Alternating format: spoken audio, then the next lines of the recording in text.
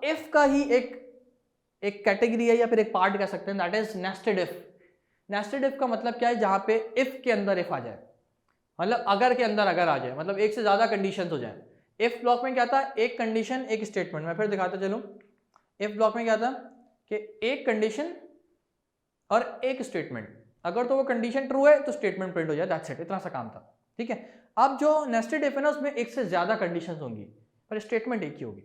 कोई else block यहाँ पे भी नहीं है। ठीक है, एल्स वाला ब्लॉक कोई यहाँ पे भी नहीं है, ऑल्टरनेटिव आंसर कोई यहाँ पे भी नहीं है। ये नेस्टेड इफ जो है वो इफ का ही पार्ट है। ठीक है, देख लेते हैं, यहाँ पे बहुत सारे इफ आ जाएंगे, like if an if statement which is part of the block of the another if statement is called nested if. The inner if statement will only be tested if the outer if is true. अगर तो outer if true होगा तो वो inner if को जाके consider करेगा, वरना वो शुरू में ही फॉल्स करके कोड ब्लॉक से बाहर आ जाएगा। ठीक है, प्रोग्राम पॉइंटर जो है वो शुरू में ही फॉल्स करके कोड ब्लॉक से बाहर आ जाएगा। अंदर वाले इफ कब चेक करेगा, जब आउटर इफ ट्रू होगा। जब आउटर इफ ट्रू होगा तो वो अंदर वाले इफ जाके चेक करेगा। स्टार्ट किया, how come. If following programme, एक प्रोग्राम में एग्जांपल दी हुई, उसका सिनेरियो क्या है, पहले हम सिनेरियो देख लेते हैं। सिनेरियो उन्होंने क्या दिया हुआ है, if following program marks and age of a person are taken as input. क्या ले रहे हैं, एक फॉलोइंग प्रोग्राम यूज किया इन्होंने जो कि मार्क्स और एज यूजर की ले रहा है। फर्स्ट कंडीशन क्या बोल रहा है कि भाई check marks if they are greater than equals to 60, अगर तो उसके मार्क्स 60 से ज्यादा है या 60 के बराबर है, पहली कंडीशन, पहला इफ ब्लॉक। ठीक है, दूसरा इफ ब्लॉक क्या बोल रहा है, देन नेक्स्ट कंडीशन चेक, फिर वो नेक्स्ट कंडीशन चेक करे उसकी age. If age is also greater than 18, दूसरी कंडीशन पे कब जाएगा, जब पहली ट्रू होगी, राइट। तो दूसरी कंडीशन पर चेक करेगा क्या, अगर उसकी एज 18 से ज्यादा है, then it print the message you got the job. तो वो मैसेज प्रिंट कर दे कि हाँ तुम्हें जॉब मिल सकती है, you got the job, you मिल चुकी है, यू गॉट द जॉब। ठीक है, देन गुड लक, और एक और कीवर्ड प्रिंट कर दे, good luck is always printed. अच्छा, यहां तक बात समझ आई। यहाँ पे दो इफ ब्लॉक यूज करें, बट इट्स नॉट कंपलसरी कि नेस्टेड इफ में दो ही यूज होते हैं। दो नेस्टेड इफ में एक से ज्यादा, आप 3 यूज करें, 4 यूज करें, 5 यूज करें, 10 यूज करें, 100 यूज करें, दैट डजंट मैटर। ठीक है, बट नेस्टेड इफ का मतलब क्या हो गया, एक से ज्यादा इफ ब्लॉक यूज होंगे, मतलब इफ के अंदर इफ। Is that clear? अच्छा, इसकी प्रैक्टिकल एग्जांपल देख लेते हैं भाई। लुक एट हियर, अब ये वही प्रोग्राम है, ये तो बेसिक चीजें हैं, ऊपर वाली जो प्री प्रोसेसर डायरेक्टिव्स हैं, मेन फंक्शन हेडर हो गया, यहाँ से स्टार्ट करते हैं। एक इन्होंने मार्क्स और एज के नाम से वेरिएबल डिक्लेयर करवाया। ठीक है, एक वेरिएबल का नाम मार्क्स है, एक का एज है, तो यूजर की दो वैल्यू लेनी थी, मार्क्स और एज चेक करना था, उसके अकॉर्डिंगली डिसीजन मेकिंग करनी थी। हम बात क्या कर रहे थे यहाँ पे कि एक तो हमने पहले एक वेरिएबल डिक्लेयर करवाया मार्क्स और एज, जिसके थ्रू हमने यूजर से दो वैल्यूज ले ली, एक तो मार्क्स ले ली और एक तो एज ले ली। ठीक है, अब हम क्या कर रहे हैं, एक इफ ब्लॉक यूज करा जिसके थ्रू हम पहला इफ यूज करेंगे एज अ मार्क्स। क्या था, पहली कंडीशन क्या थी कि अगर तो यूजर के मार्क्स 60 के इक्विवेलेंट है या 60 से अबव है, तब दूसरी कंडीशन चेक करना, अगर पहली ही फॉल्स हो गई तो कोड ब्लॉक से बाहर आ जाना। ठीक है, तो पहली कंडीशन चेक हो रही है, यूजर ने जो वैल्यू डाली है वो 60 है। ठीक है, तो वो ऑब्वियसली 60 के इक्वल है। ठीक है, तो इसलिए ऑब्वियसली सेकंड कंडीशन चेक होगी।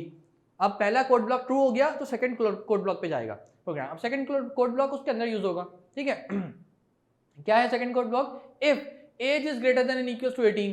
ठीक है, यूजर की सेकंड जो कोड ब्लॉक यूज किया दैट इज व्हाट, 18। अब जो हमने यूजर का सेकंड यूज किया है, अब अगर तो उसकी एज 18 से ज्यादा होगी, फॉर एग्जांपल यूजर अपने मार्क्स डालता है 70, पहला कोड ब्लॉक इजी 65 डालता है फॉर एग्जांपल, तो पहला कोड ब्लॉक ट्रू हो गया। अब वो सेकंड यूज करेगा, यूजर एज डालता है 19। ठीक है, तो अब क्या होगा, उसके लिए ये स्टेटमेंट प्रिंट हो जाएगी जो कि सी आउट कोड ब्लॉक में यूज हुई है, which is you got the job. ठीक है, और दूसरी स्टेटमेंट प्रिंट होगी दैट इज गुड लक। अगर तो यूजर यहाँ पहली कंडीशन में अपने मार्क्स डाल देता 50, तो यहीं पे उसकी कंडीशन फॉल्स हो जाती और ये कोड ब्लॉक से पॉइंटर हमारा बाहर आ जाता, दूसरी स्टेटमेंट को डिस्कस ही नहीं करता या उसको रीड ही नहीं करता। अगर तो पहली ट्रू होती और दूसरी फॉल्स होती तो तब भी ये प्रिंट नहीं होता। ठीक है, तो कहने का मकसद क्या है, बताने का कि नेस्टेड इफ में सारे इफ ट्रू होना जरूरी है, तभी स्टेटमेंट प्रिंट होगी। और दूसरा इफ उस वक्त रीड होगा, उस वक्त कंसीडर होगा जब पहला इफ ट्रू होगा। समझ आएगी बात? ठीक है, तो इसमें मल्टीपल इफ्स हम यूज कर सकते हैं, मल्टीपल कंडीशंस यूज कर सकते हैं, बट स्टेटमेंट एक ही प्रिंट होगी उसके बिहाफ पे। एक बार और बता दूं, ठीक है, देखो इफ में और नेस्टेड इफ में क्या फर्क है, दोबारा सुने। इफ ब्लॉक वहां कोई मसला नहीं, इफ ब्लॉक वहां यूज होता है जहां पे हमें एक कंडीशन के बिहाफ पे एक स्टेटमेंट जनरेट करनी है।